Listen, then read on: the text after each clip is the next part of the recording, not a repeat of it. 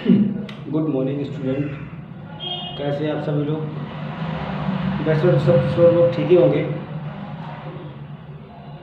तो मैं कुछ टॉपिक छोड़ गया था, तो उसके बारे में बताना चाहूँगा कि जो हमारी बेल्ट हैं, बी बेल्ट के बारे में, जो रिपेयरिंग किस तरह की जाती है और उसकी मरम्मत किस तरह से की जाती है, तो उसके बारे में जो हमारा पॉइंट है, हमारा सबसे पहले पॉइंट हमारा होता है वो है बी ग्रुप पुली के दोष तथा मरम्मत।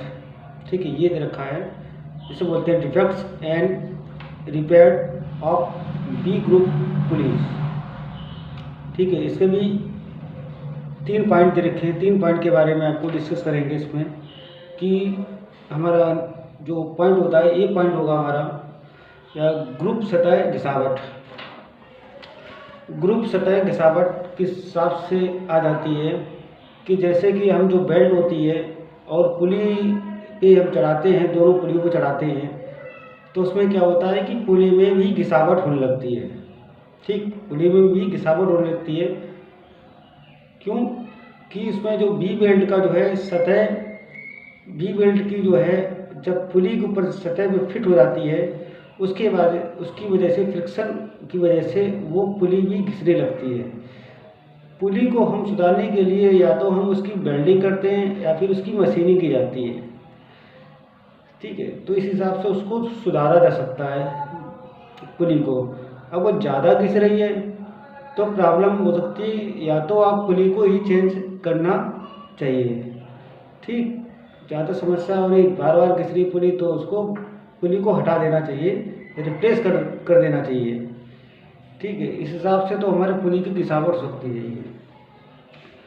फिर हमारा जो है नेक्स्ट पॉइंट, और भी नेक्स्ट पॉइंट आता है हमारा पुली ग्रुप के कॉलर का टूटना अथवा पुली पर दरारें बन जाना।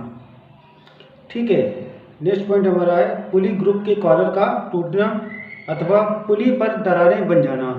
ये है तो ब्रोकन कॉलर ऑफ पुली और क्रैक ऑन पुली।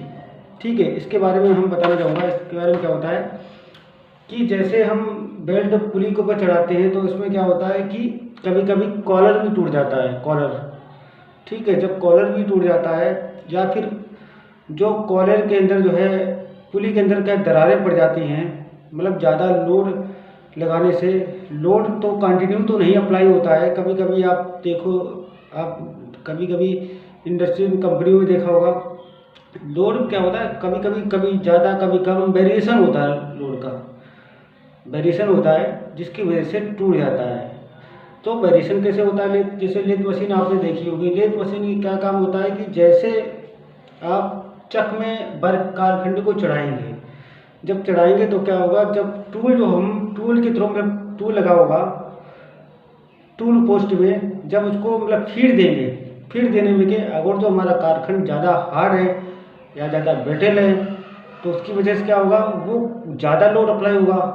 ठीक, कटर जो है कभी गहरा, कभी मतलब फीड कम, कभी ज़्यादा, है ना, कभी गहरा काट देता है। ठीक है, 2 वर्कर होते हैं तो उसमें क्या होता है, पुली के अंदर जो है, जो पुली होती है और पुली में जो है बेल्ट लगी होती है, उसमें दबाव बहुत ज़्यादा पड़ता है, प्रेशर ज़्यादा पड़ता है। प्रेशर के कारण या कभी कभी क्या होता है, कॉलर भी टूट जाता है, कॉलर टूट जाता है या फिर जो पुली में भी क्रैक आने लगता है। तो उसको सुधारने के लिए या तो हम वेल्डिंग करते हैं। ठीक है, वेल्डिंग करके इसके बाद थोड़ा ठंडा करते हैं इसी तरह एयर के थ्रू। ठीक, या फिर हम करते हैं क्रैक में भी वेल्डिंग कर देते हैं, वेल्डिंग रॉड से। ठीक, तो इस हिसाब से क्या होता है कि वो उसमें भी कुछ दोष भी हो जाते हैं, ज़्यादा लोड अप्लाई होगा तो, क्योंकि वेल्डिंग जो हमारी पुली होती है वो कास्ट आयरन की बनी होती है। ठीक है, जो पुली होती है हमारी वो कास्ट आयरन की बनी होती है, हिसाब से उसका जोड़ इतना मजबूत नहीं रहता है कास्ट आयरन का। जो कास्ट आयरन की आपने देखो जो हाउजिंग बनती है, हाउजिंग या फिर कोई लेथ मशीन का जो बेड बनता है, या फिर कोई भी जैसे गांव में जो पॉलिशर होता है या फिर कोई कारखाने होते हैं, उसको बेस बनाने के लिए हम कास्ट आयरन का यूज करते हैं। तो उसकी वजह से क्या होता है, कास्ट आयरन इतना मजबूत नहीं होता क्योंकि ढलवा लोहे से बना होता है, इसलिए। ठीक है, तो हम जहाँ पे ज़्यादा लोड अप्लाई होता है, ठीक, या फिर उसको घुमा रहे हैं तो कास्ट आयरन का यूज नहीं करते हैं। कि उसकी वजह क्या होती है कि वो ब्रेक जल्दी टूट जाता है।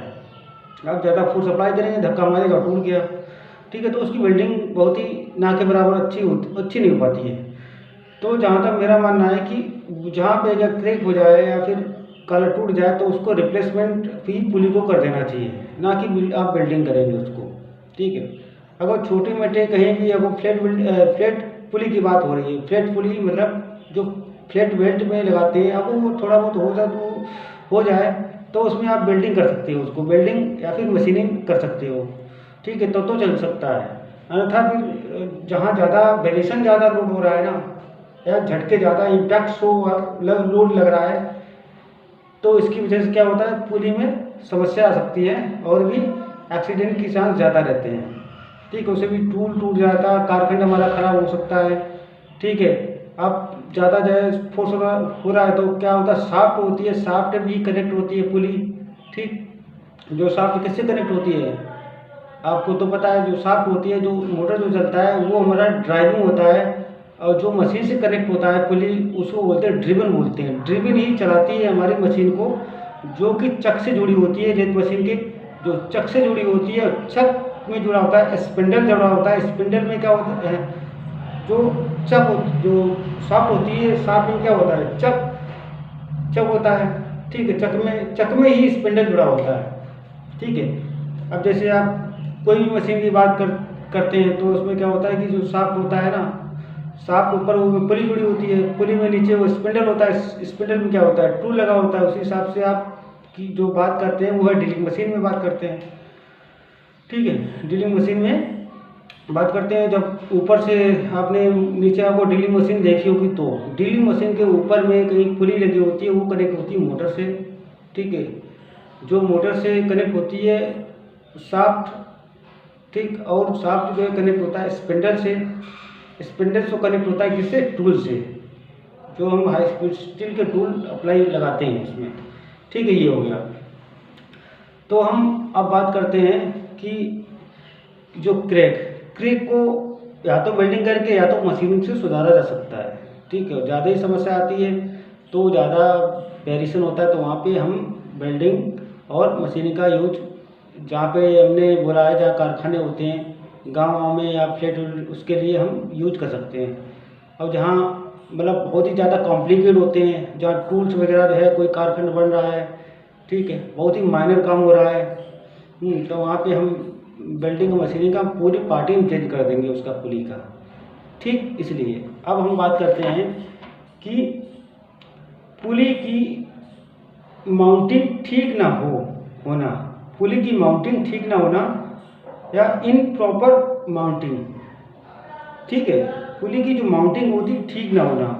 अब माउंटिंग क्या होती है, तो पुली की जो माउंटिंग, जैसे हम जो शाफ्ट होता है, शाफ्ट के ऊपर जब हम पुली को इंसर्ट करते हैं, ठीक है, चढ़ाते हैं, पुली को हम चढ़ाते हैं तो उसमें प्रॉपर हमारा जो है बैलेंसिंग होना चाहिए, ठीक है।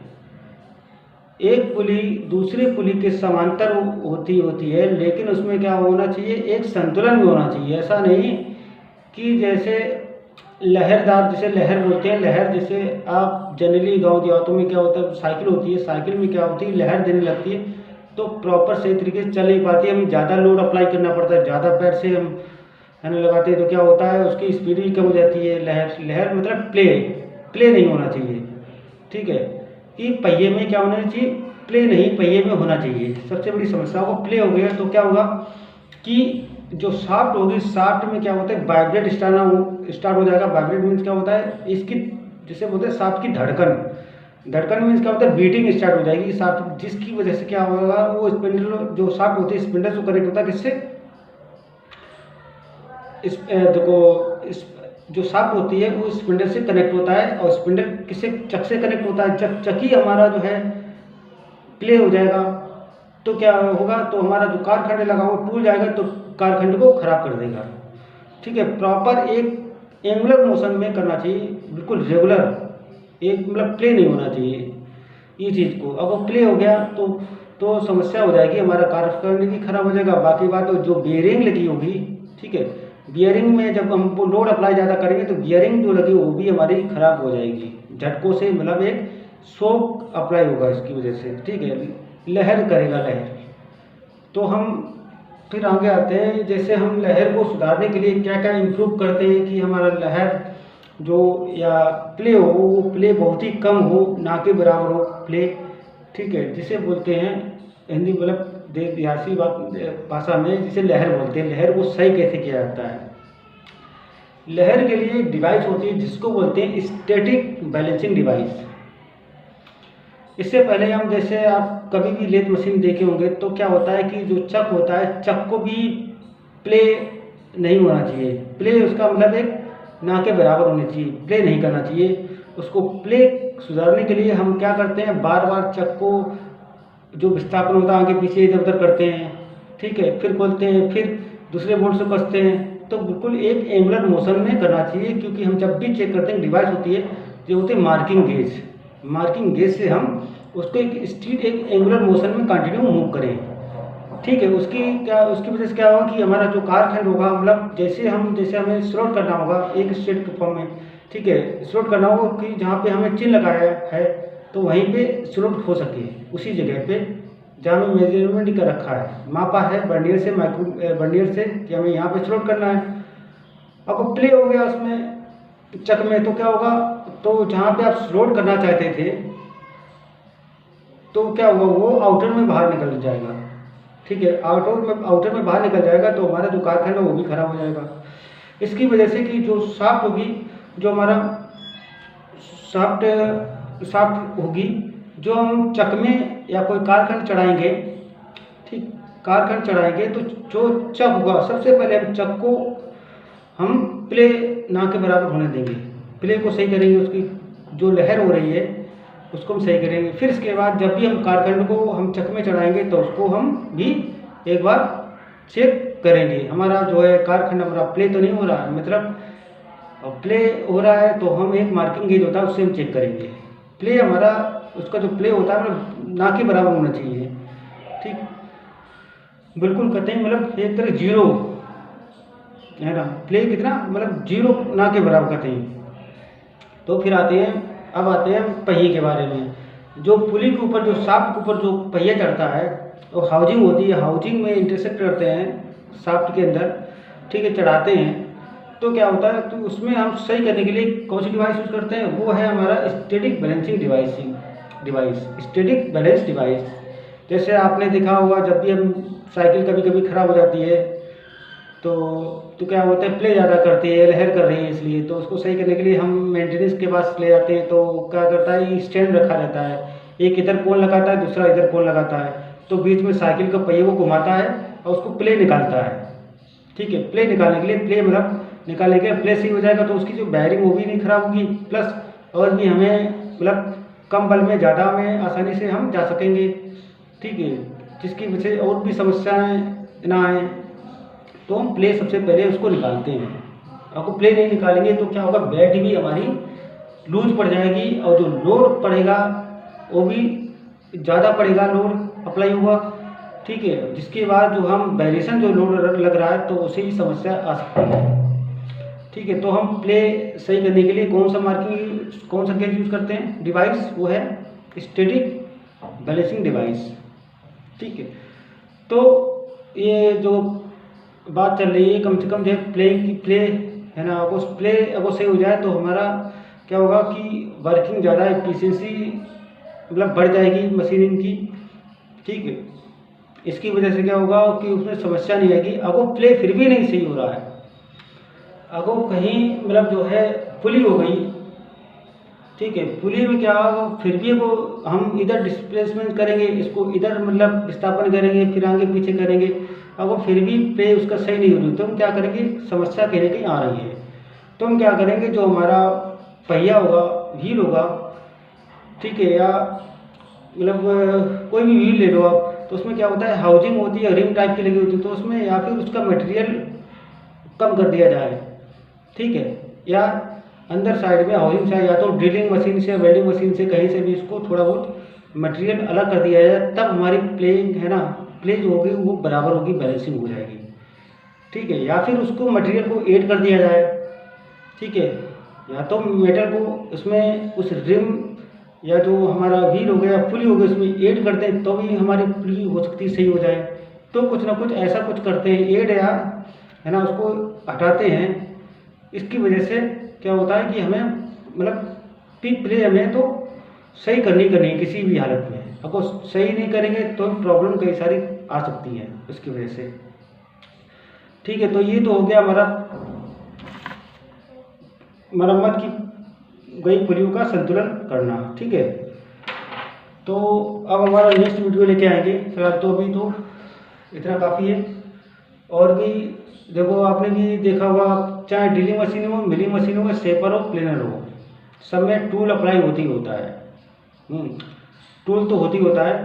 अब जैसे हम थोड़ी और भी बात करते हैं, जैसे हमारा एक बार टाइम देख लीजिए। हाँ ठीक है, तो क्या होता है कि कभी कभी आप सीएनसी की बात करते हैं, सीएनसी बीएमसी में भी हम डी बेल्ट का यूज़ करते हैं, क्योंकि उसमें बहुत ही कॉम्प्लिकेट होता है, बहुत ही सूक्ष्म मशीन, मतलब कोई कारखाने को काटता है।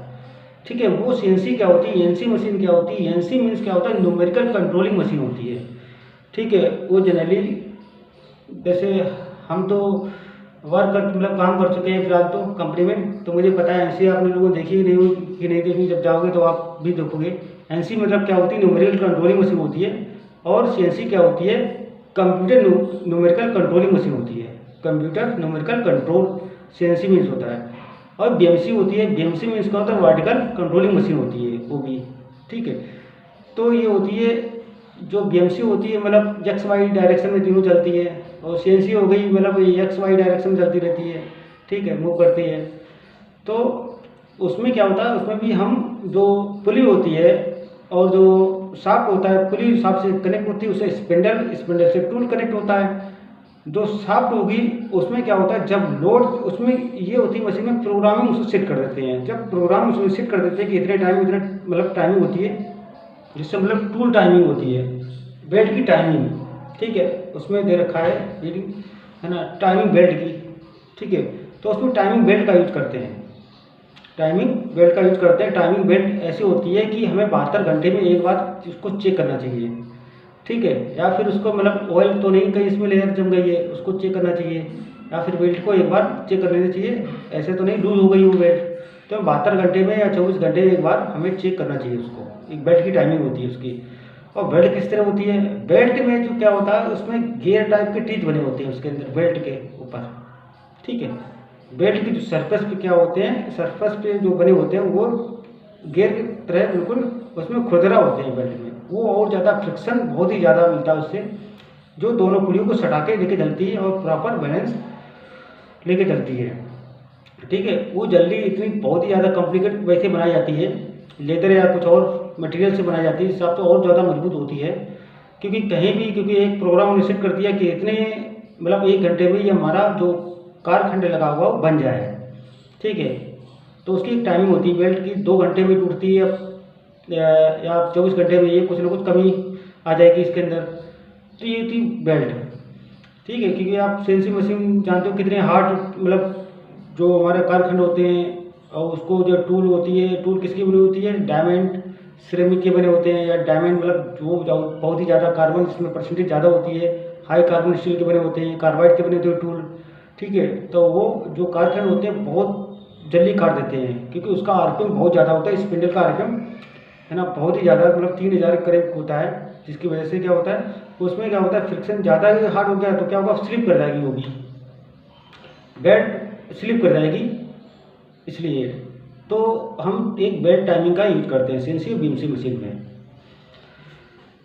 ठीक है, फिर आप यहीं तक रखते हैं। इसके बाद अगर समझे में आए तो एक बार कमेंट कर देना, अच्छा लगे वीडियो तो एक बार लाइक शाइक कर देना, कोई वो नहीं। ठीक है, फिलहाल तो पढ़ते रहो, मेहनत करते रहो, ठीक है ना। ठीक है, ओके, इतने आज ही रखते हैं, ओके।